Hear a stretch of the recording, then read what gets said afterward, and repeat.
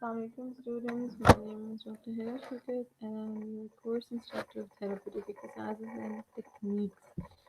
As you all know that we all are facing a very alarming and emergency situation just because of coronavirus issue.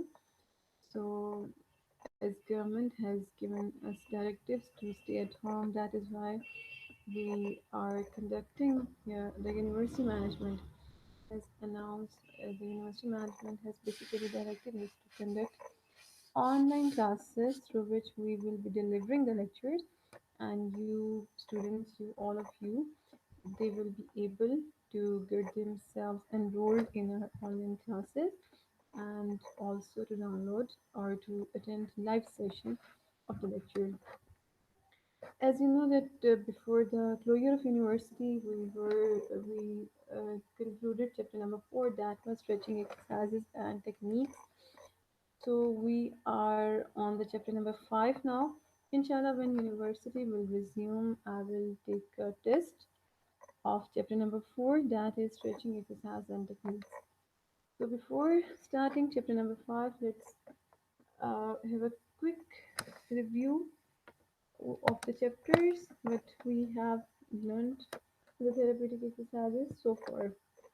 So in chapter number 1, we discussed patient management model. We discussed the basic terms related to the clinical interaction, clinical decision making, and the terms, the what is who is a patient, who is a client, and what is impairment, what is disability, what is pathology, etc., etc., and what is the scope and the domain of the physiotherapy, where you must be aware of the signs and symptoms, the which you can treat or you cannot treat if you have to refer your patient. So that was about chapter number 1. Afterwards, there was chapter number 2, and chapter number 2 was a very it was a very simple chapter in which there were terms related to community medicine, what is prevention, what are the functions of physiotherapy, etc. And there were some steps to develop how to develop and implement the if you want to create awareness about something in the general public, then what are the steps to develop awareness regarding any hot issue? Like nowadays, that hottest issue is coronavirus, and may Allah Almighty save all of us from this uh, silent killer. I must say that is coronavirus. And in chapter number 3, we started our first technique, that was range of motion. In chapter number 3, there were types of range of motion, what are the indications and what are the contraindications of range of motion, and also the precautionary measures, how to perform this range of motion actively, passively, assistedly. And that was the chapter number 3. And in the chapter number 4, we started the basic first technique, the first difficult one, that was stretching exercises. And I told you what is stretching exercise, what is the maneuver, what is hypermobility, what is flexibility, and what are contractures, how many types of contracture are there, and what are the factors that can lead to hypermobility, and which factors of hypermobility there are,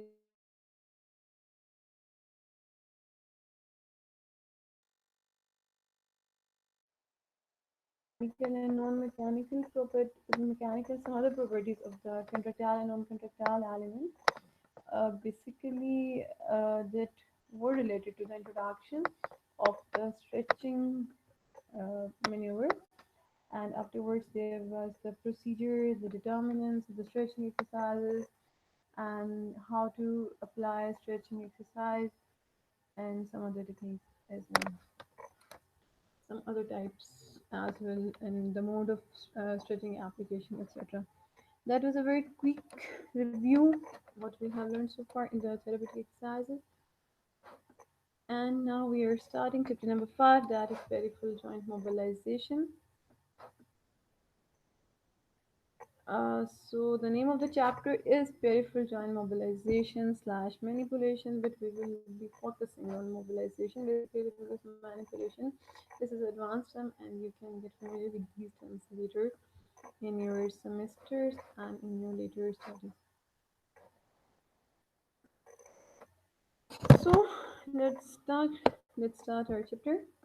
The course outlines what is joint mobilization, what is the basic terminology related to the joint mobilization, related to the joint mechanics, relationship between physiological accessory motion, basic concepts of joint motion, what is arthrokinematics, what are the effects of joint mobilization, and obviously the indications, contraindications, precautionary measures, etc.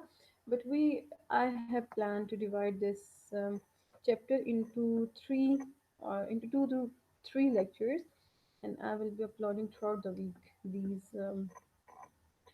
the division of the chapter.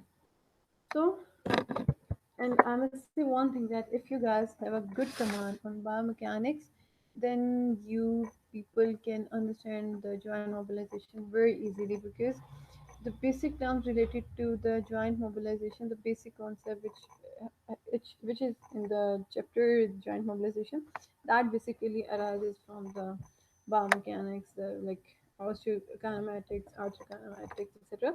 So, but still, we will be discussing those terms as well, because we have to go through the whole chapter. But still, I am starting. Let's start with the joint mobilization. So, joint mobilization, as I already have told you, it's again a therapeutic maneuver. It's a manual therapy technique which is used to manage pain, which is used to increase range of motion, which is used to treat joint dysfunctions that cause hypermobility by specifically addressing altered joint mechanics. Just kindly remember one thing, that the basic difference between the stretching and the joint mobilization is that both are the therapeutic maneuvers, both have the specific techniques, but the stretching is related to, basically it is related to the soft tissues, and it has nothing to do with the biomechanics of joint. But joint mobilization is specifically addressing restricted capsule.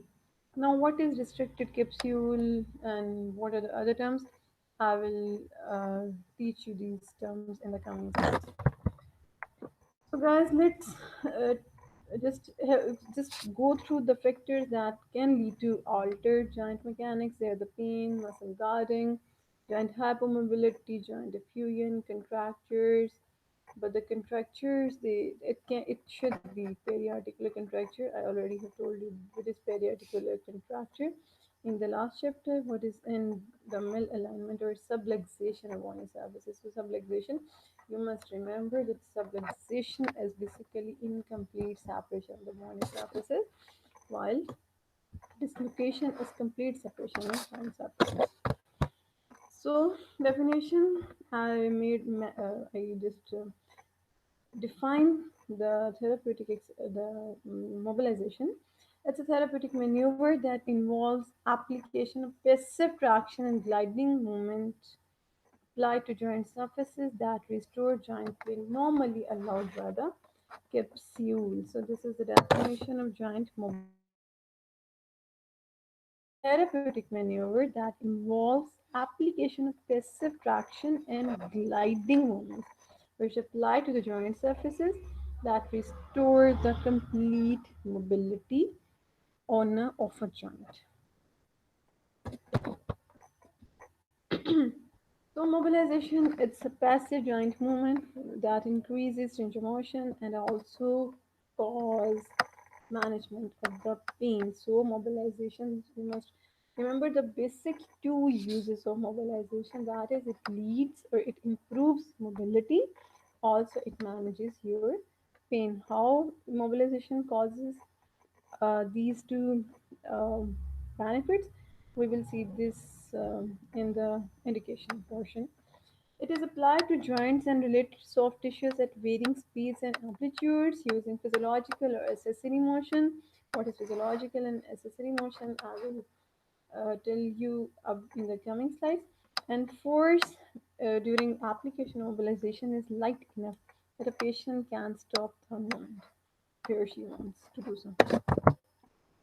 So there is another term in the beginning. I told you that the name of the chapter, that it is plan mobilization and manipulation. So manipulation is passive joint movement for increasing joint mobility, and it